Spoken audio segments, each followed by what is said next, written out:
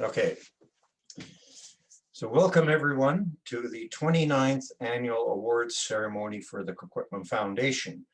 My name is John Wolfe. I'm the Vice Chair of the Foundation Board and I chair the Grants Committee, and I will be your host again today. As you can see, we're again doing a virtual ceremony this year due to our ongoing restrictions.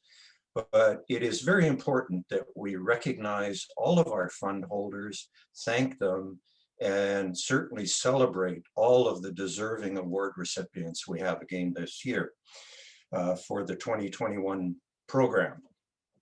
We will shortly hear from Rock Ripley, who's the board chair for the foundation, to bring some greetings. And following that, we will hear from Mayor Richard Stewart from the city of Coquitlam to bring his greetings on behalf of the city.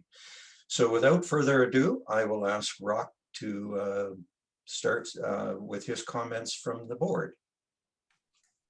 Thank you very much, John. Hello, everyone, and I echo John's welcome to the Foundation's 29th Annual Award Ceremony. This marks our second and I hope last virtual award ceremony as a result of the COVID-19 pandemic. If you're like me, the last year has been a jumble of contradictions. There are times when I felt like the year would never end, and there are other times when I couldn't believe how much time had passed. There are times when I was grateful to have more time with my kids while working from home, and there are other times, particularly when the schools were shut down last year, that I thought I had too much time with them. Regardless, throughout all that, I know that one constant has been the desire of the foundation to continue supporting the Coquitlam community, the desire of our fund holders, new and old, to continue giving. Particularly during the uncertainty of the past year, I've been grateful for that certainty. This year, we're giving out slightly over $110,000, the vast majority of which goes to directly support Coquitlam, with the remainder going to support the Tri-Cities more generally. This is only possible because of the generosity of the donors who choose to support the foundation and their community.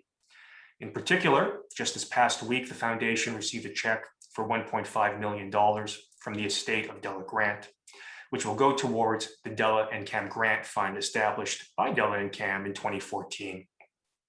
This fund exists to help veterans who have served for Canada in the armed forces, children to enjoy sport, women and children in poverty, those living on the street, and children with life-threatening medical conditions.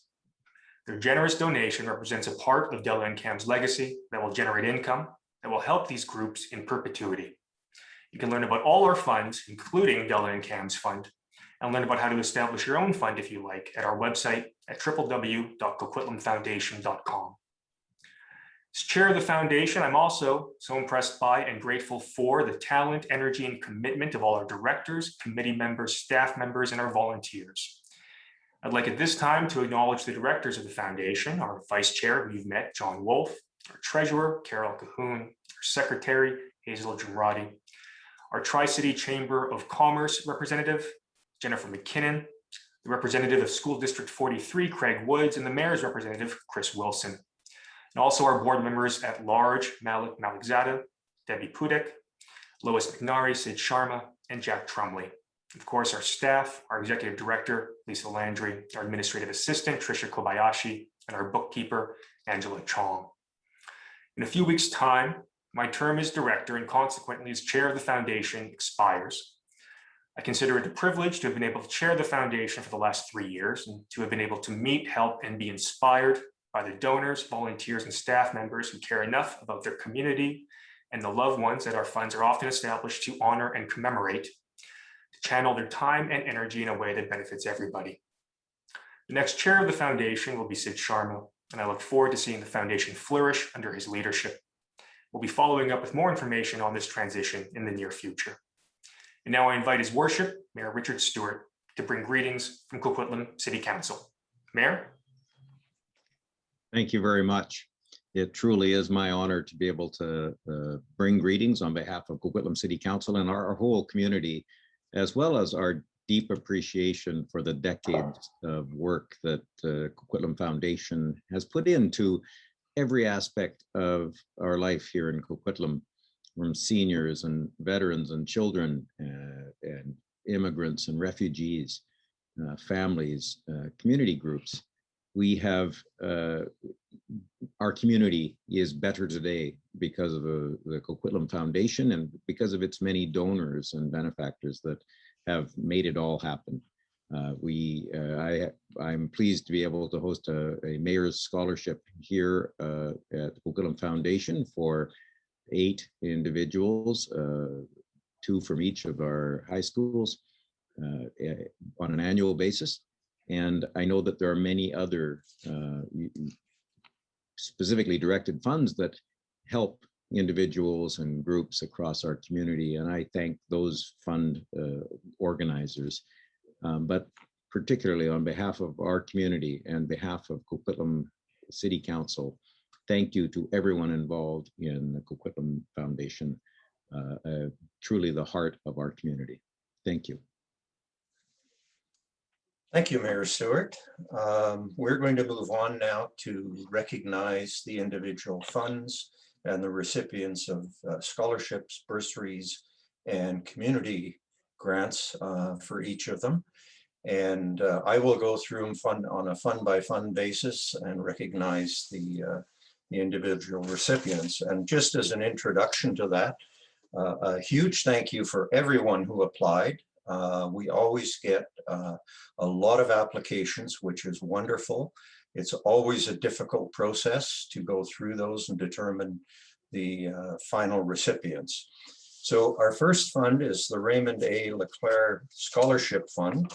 And we have 3 recipients who are each receiving a $2,000 scholarship this year. Brett Buchan, Cindy Fan, and Jessica Liu.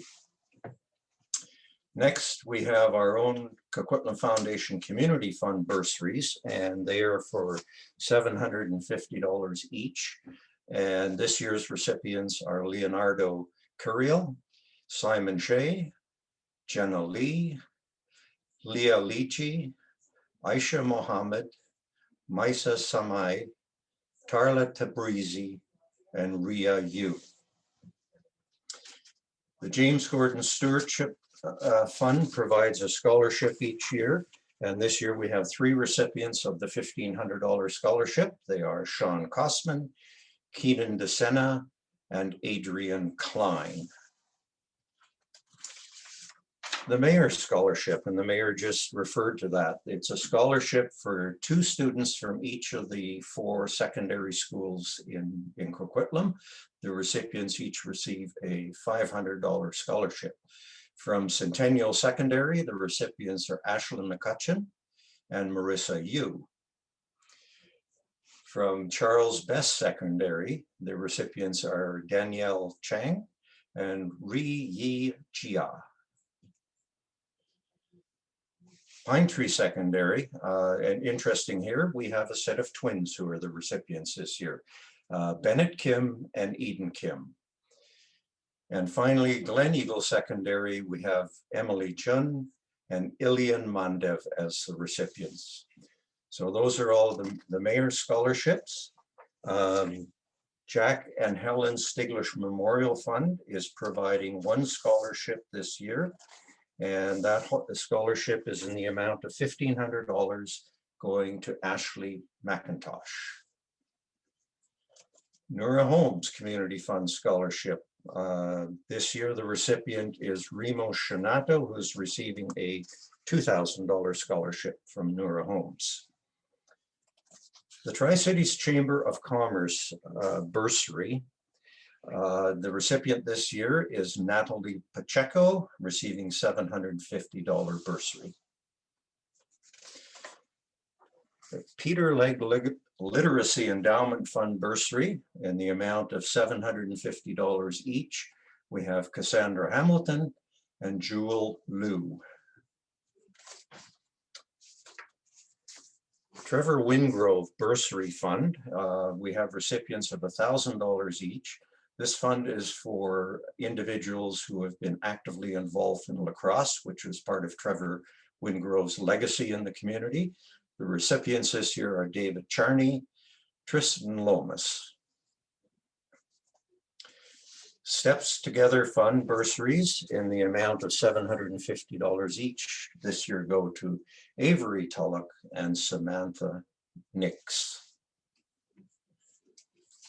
The Coquitlam Center Fund Scholarship, we have two this year, each for $1,000. It's Sung Hoon Kim and Rhiannon Mild. Okay, that concludes all of the scholarships and bursaries for this year. We're going to move on to the community grants at this time. First, we have the Coquitlam Foundation Community Fund. And we have as recipients Community First, the Backpack Buddies program, a grant of $3,500. Camp Carey Society, a grant of $1,500. Coquitlam Search and Rescue, a grant of $2,500. Food Bank on Wheels, a grant of $3,500. And Share Family and Community Services for their Tiny Bundles program, a grant of $3,500. Rock mentioned the Della and Cam Grant Fund, which has been in existence for a number of years. And this year, the recipient of the award for $3,500 is New View Society. The Sheila Elaine Fulton Memorial Fund, which focuses on providing grants for arthritis research and programs. And this year, again, the Arthritis Society is the recipient for the amount of $5,000.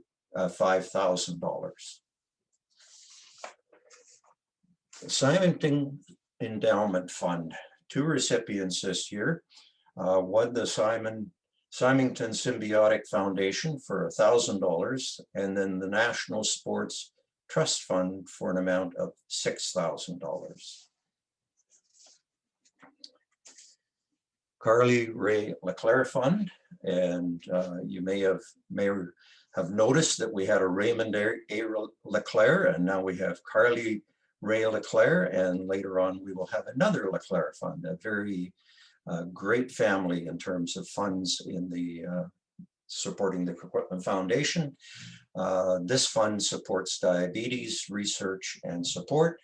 And again, Diabetes Canada is the recipient of an award in the amount of $12,000 this year. The Bill Leclerc Fund, we have three recipients there this year. The Coquitlam Sports Hall of Fame is receiving a grant of $3,090. Big Sisters, a grant of $3,000. And the Vancouver Avian Society, for a project they're doing at Colony Farm, a grant of $6,000. Danielle and Gary Cooling Fund this year is supporting the Postpartum Society with a grant of $1,500. Margaret Susan Price Fund. This fund was established just a few years ago, a legacy left by a citizen of Coquitlam who was very fond of cats and wanted support services for them. So the recipient this year is Katie's Place Shelter in the amount of $30,000. And finally, the Community Diversity Fund has chosen Sajak Ranch Society for support and is providing a grant of $1,600. So you can see from all the grants and bursaries and scholarships that I've gone through, we were very fortunate this past year to have a significant amount of income to distribute and help support organizations and individuals in the community. The work of choosing those recipients is done by the Grants Committee that I chair. And I just want to very briefly thank all the members of that committee, Tara DeBeery, Dan Durpick, Jim McIntyre, Linda Menegalo, Diana Pengelly, Janet Toddington, and Craig Woods.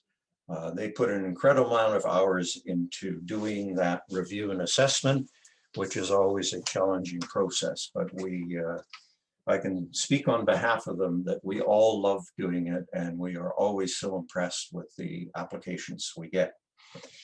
So that wraps up our ceremony for this year. I would like to thank everyone who's joined us to watch this, for being here.